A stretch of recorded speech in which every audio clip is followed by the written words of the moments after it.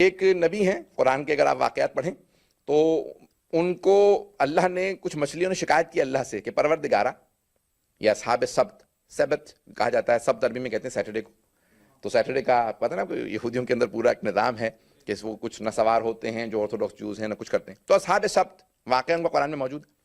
مچھلیوں نے شکایت کی کہ پروردگارا یہ ہمیں پورا ہفتہ شکار کرتے رہتے ہیں، ہماری نسل ہی نہیں بڑھ رہی، مارتے رہتے ہیں ہمیں مسلسل۔ تو اللہ نے ایک نبی کو بھیجا کہ بھئی اب باز آ جاؤ۔ اس مخلوق نے شکایت کی، اللہ نے شکایت سن لی۔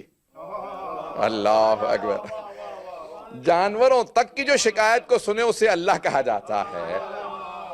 دنیاوی بادشاہوں میں اور خالق کائنات میں بڑا فرق ہے، اور جو اس کے نمائندے ہوتے ہیں ان میں بھی وہی صفات ہوتی ہیں جو اللہ کے نمائندوں میں ہونی چاہیے۔ نہیں پہنچا سکا۔ ویسے جانے گرامی، یہ دنیاوی بادشاہوں کو پتہ نہیں چلتا چونٹیاں کیا کہہ رہی ہیں، یہ دنیا کے بادشاہوں کو پتہ نہیں چلتا کہ یہ ہرنی کیا کہہ رہی ہے۔ اس کے لیے کبھی سلیمان کی ضرورت ہے، کبھی رضا کی ضرورت ہے، کبھی علی کی ضرورت ہے۔ یہ رسول خدا سے اگر کوئی اونٹنی کہے تو وہ سنیں گے، کبھی کوئی سواری کہے تو وہ سنیں گے۔ عزیزان گرامی، تو اب وہ کان چاہیے جو جانوروں کی باتوں کو سن لیں، سمجھ لیں۔ تو عزیزان گرامی، میں دوبارہ پیش کروں کہ وہ اصحاب سب کا صرف اشارہ کر رہا ہوں، آگے بڑھوں گا، کہ انہوں نے شکایت کی پروردگارا یہ مسلسل شکار کرتے ہیں۔ نبی نے آ کے تحدید کیا، وارننگ دی، کہ بھئی ایک دن ان کو دے دو، ان کا تم شکار نہیں کرو گے۔ تو انہوں نے کہا ٹھیک ہے۔ اب وہ لوگ سب سر جوڑ کے بیٹھ گئے، انہوں نے کہا بھئی یہ ایک دن شکار نہیں کریں گے تو ہم لوگ کھائیں گے کیا اور پھر بیچیں گے یہ مچھلیاں کیسے؟ تو کہا پھر ٹھیک ہے، ہم لوگ شکار نہیں کریں گے، ہم جال بچھا دیا کریں گے، وہ پھنس جائیں گی، اگلے دن جا کے پکڑ لیں گے۔ کس سے چال بازی ہو رہی ہے؟ یہ اللہ سے۔ پتہ نہیں لوگ ہیں یا نہیں، یہ چال بازی لوگ اللہ سے کر رہے ہیں۔ انہوں نے وہاں پہ فوراً جو ہے جال بچھا دیے، مچھلیاں پھنس گئیں۔ مچھلیوں نے پھر شکایت کی کہ پروردگارا یہ تو جاری ہے سب سلسلہ۔ اللہ نے پھر دوبارہ نبی سے کہا اپنے کہ بھئی یہ لوگ شکار کر رہے ہیں، جا کے ان کو تحدید کرو، ان کو وارننگ دو۔ انہوں نے کہا کہ بھی تم لوگ ایسے کرتے ہو، باز آ جاؤ۔ تو اب اللہ نے اس پہ عذاب بھیج، پتہ نہیں لوگ ہیں یا نہیں۔ اصحاب رس کا دیکھ لیجئے، اتنے واقعات ہیں میں سنا سکتا ہوں قرآن کریم کے اندر، تو ایک ایک بات پہ امتوں پہ عذاب آ گئے، ایک ایک گناہ پہ امتوں پہ عذاب آئے۔ انہوں نے وزن صحیح نہیں تولا، انہوں نے مچھلیوں کا شکار غلط کیا، اصحاب رس کو بندر بنا دیا گیا، کسی کو کچھ بنا مس کر دیا گیا، ان کے کانوں کے پردے پھٹ گئے، ان کو چیخ بلند ہوئی، بھئی مختلف طریقوں سے مرتے چلے گئے، عذاب آتے گئے۔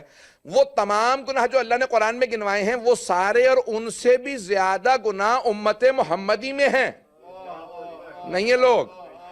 وہ تمام گناہ اور اس سے بھی زیادہ ہم لوگ کر رہے ہیں، مسلمان کر رہے ہیں، یہ امت محمدی میں ہو رہے ہیں، لیکن عذاب نہیں آ رہا۔ جانتے ہیں کیوں؟ کیونکہ سورہ انفال میں ایک آیت ہے، جناب امیر نے نہج البلاغہ پہ اس آیت پہ خطبہ دیا ہے، نہج البلاغہ میں موجود ہے۔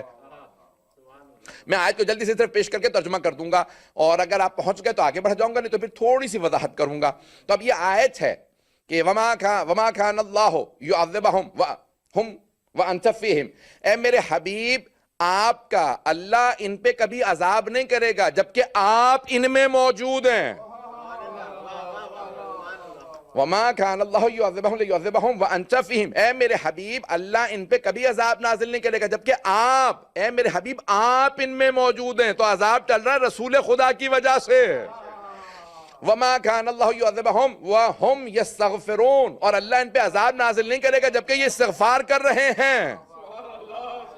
کچھ لوگ تو پہنچ گئے۔ نہج البلاغہ میں مولا کا خطبہ ہے، فرماتے ہیں دو چیزیں اللہ نے گنوائی ہیں قرآن کریم میں جن سے عذاب ٹلتے ہیں۔ پہلی چیز وجود رسول خدا، دوسری استغفار، کہ اللہ نے اپنے حبیب کو تمہارے درمیان سے اٹھا لیا، بس اب ایک ہی چیز باقی ہے، وہ ہے استغفار۔ استغفار کرو گے تو عذاب چلے گا۔ بھئی ہم نے گناہ کیا، ہم استغفار کر رہے ہیں، تو ہمارے استغفار سے تو کبھی بھی عذاب نہیں ٹلے گا۔ اس کا مطلب ہے کوئی ایک ایسا ہے کہ جس کے استغفار کی وجہ سے عذاب ٹل رہے ہیں۔ اب سمجھ میں آیا امام معصوم استغفار کیوں کرتے ہیں؟ گرامی آپ نے غور فرمایا، یہ امام معصوم کی استغفار ہے جو عذاب الہی کو ٹال رہی ہے۔ چلیں گے کچھ دینا بھی میرے ساتھ؟ عزیزان گرامی، کوئی ایک ایسی ہستی ہے جن کی استغفار عذاب کو ٹال رہی ہے۔ اب کوئی سوال نہ کرے اگر تمہارے امام معصوم ہیں تو پھر استغفار کیوں کرتے ہیں؟ معصوم استغفار عذاب الہی کو روکنے کے لیے کرتے ہیں۔ گناہ ہم کر رہے ہیں، استغفار وہ کر رہے ہیں، ان کی استغفار نے عذاب کو روک رکھا۔ یہ ان کی استغفار ہے جس کی وجہ سے عذاب چل رہا ہے۔